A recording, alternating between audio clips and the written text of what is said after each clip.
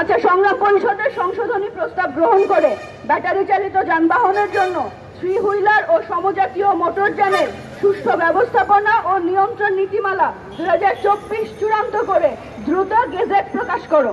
নীতিমালা অনুযায়ী easy bike, রিক্সা সহ ব্যাটারি চালিত যানবাহনের নিবন্ধন, চালকদের লাইসেন্স ও রুট পারমিট প্রদান করো। কারিগরি ত্রুটি সংশোধন করে ব্যাটারি চালিত যানবাহনের আধুনিকায়ন করো।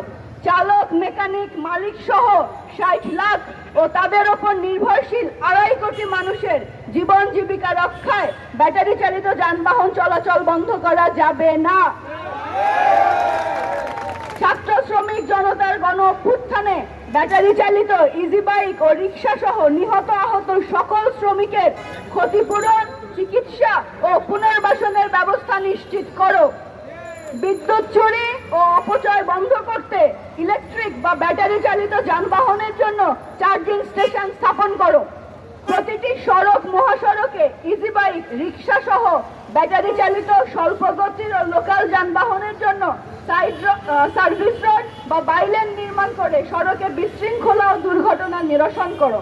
ঢাকা সহ সারা দেশে ব্যাটারি রিক্সা ও ইজি বাইক জব্দ করা বন্ধ করো। জব্দকৃত গাড়ি ও ব্যাটারি ফেরত দাও। চালক সহ সংশ্লিষ্টদের পর্যাপ্ত প্রশিক্ষণের ব্যবস্থা করে সড়কের শৃঙ্খলা প্রতিষ্ঠা করো। সড়কে চাঁদাবাজি, হয়রানি, ব্যাটারি ছিনতাই বন্ধে কার্যকর ব্যবস্থা গ্রহণ ও ছিনতাই চক্রের হোতাদের গ্রেফতার করো। চালকদের নিরাপত্তা নিশ্চিত করো।